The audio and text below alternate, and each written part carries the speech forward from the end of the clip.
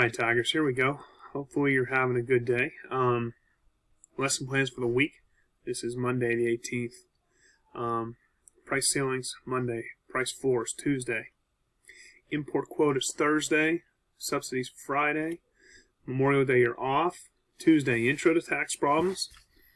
Thursday, we're going to do tax problems again. I'll put that practice tax problems there.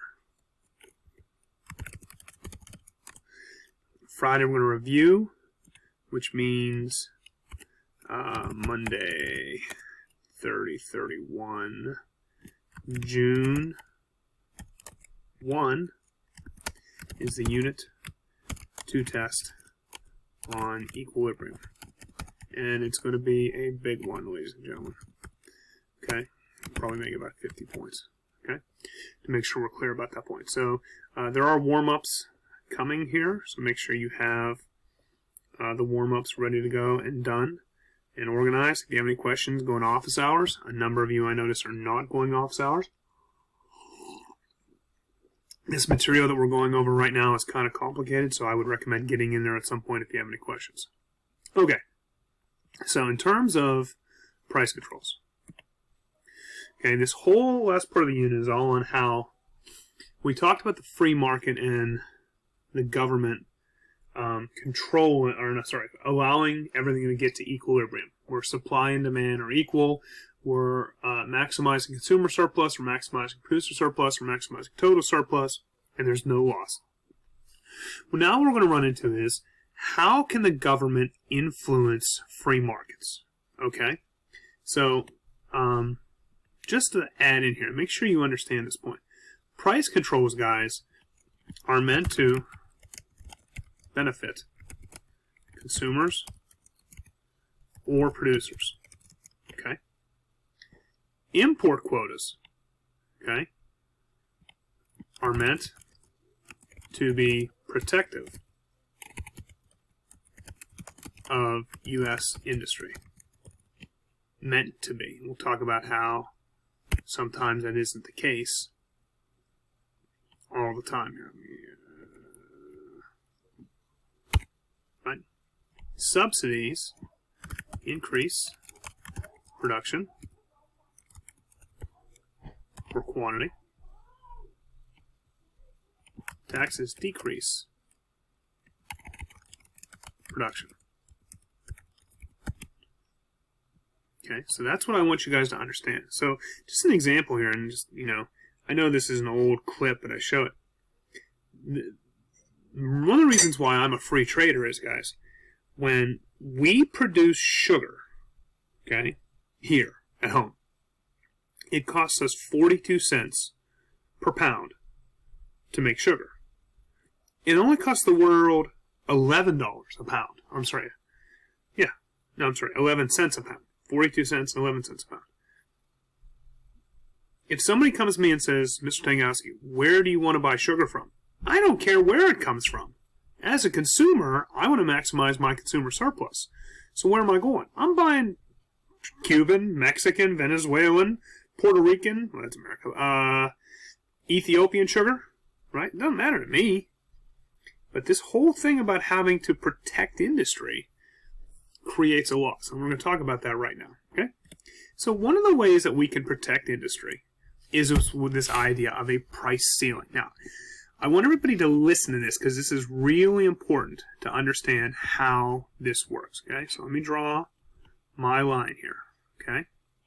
And I want you to imagine, okay, let me put my curves on here. There's my demand curve, and there's my supply curve. Okay, so I just paused for a second and drew this in here, okay? So the price of a gallon of gas right now, I think I saw it's about $2.20, okay? Let's say it's $2.20, right? If all of a sudden the government came in and said gas is now $1, right? What we're going to have is what we've already talked about at this point, okay? When gas is drawn to be that low, it's going to create this issue right here, where as soon as the price, which is below equilibrium, hits the supply curve, that is going to be the quantity supplied of gasoline. Because producers don't want to make a bunch of gasoline because they're not going to get a lot of money for it. Okay? But over here, when gas is $1, woo doggy, that's the quantity demanded of gasoline. Okay? And when quantity demanded, right, is greater than quantity supplied, that means we have a shortage, right? And the thing to make sure we understand here, look, here's our little triangle. Here's the price. Here's the supply curve. This is the little triangle. Let me pick another color here. Okay, here's the little triangle of producer surplus, right? Make it capital. Now, to understand this, look, we have to finish this line here for quantity supplied. Okay, because if this is the quantity supplied, at that point, we want to know where it would be with regard to demand curve. So it would come all the way up here. So this whole area right here is going to be consumer surplus. This whole thing right here. And then look what we have right here. A rightward facing triangle of death, like my ex-girlfriend's cold dead heart. And there's our rightward facing triangle of dead weight loss. So what happens is, guys, in this market, only this much is produced, when normally this much would be produced, QE, but only QS is produced. So when a price ceiling goes in, okay, what does that happen to us? It means that for price, okay, it's going to go down. And for quantity, it's also going to go down. And that's not exactly good for the economy. Yeah, it's good for consumers, but it's going to kill the producers. And you have this giant loss here of where it ought to be. Okay, so let's look at this a little more graphically here at this point. Okay, a price ceiling, guys, and I want you to understand one point. Let me go back. And I'm going to try and use the drawing tool, but it's a little hard here. A price ceiling means here's equilibrium, right? This point right here. It's poop brown. Oh, let's change color. Right? This is this point right here. What a price ceiling means is that the equilibrium price, I'm using an arrow here. There we go. It can't get to where it needs to go. It runs into the ceiling. Okay? It should try and get to right here. Oops.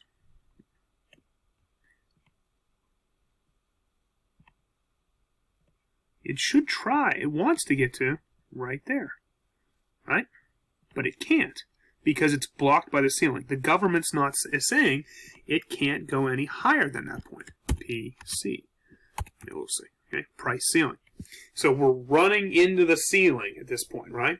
So I can't reach up and jump and hit my ceiling, but the price is trying to climb to equilibrium and it can't get there. Okay? So it's stuck by the ceiling. Okay? Benefits consumers, hurts producers. Right? So when we see this graphically over here, it's a government-controlled maximum price set below equilibrium.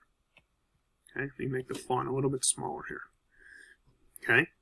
In the graph, the government sets a price ceiling below. See this horizontal red line here, PC? And what you'll always see me do is I will always write the price ceiling on this side as well. Okay? Identify the quantity demanded. Okay, here we go. There's my little gray guy here. Line. Ready? Quantity demanded. Remember, as soon as we hit one of the supply curves, right? Here we go. We hit one of the curves. Whoop. Whoop. There's our two lines, right? That means, and one gray, purple's fine. Quantity demanded. Quantity supplied. Right? On the graph, identify the quantity done. Which is greater? Quantity demanded. Oops. Quantity demanded. Oh, the dog's going to start barking because here comes a garbage truck. Okay? What's greater, QD or QS? QD. Why? Because the price is too low. Okay? This is a shortage. Okay, I gotta change color on font here. Still wait for the, there he is. You hear him? He's starting to bark now. Illustrate the shortage on the graph. Okay? The shortage is just so funny. So easy to see. Here's the shortage. It's the distance between the quantity demanded and quantity supplied. Right? How many will actually be sold at PC?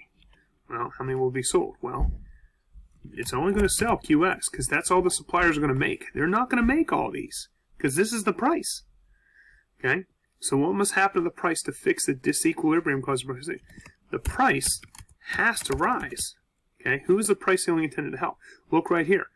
If this is our area of consumer surplus, remember, above the price but below the demand curve, this whole area right here is consumer surplus. This whole area right here is consumer surplus. What happened to the producer surplus? It got smaller. So who's the price ceiling intended to help? Consumers.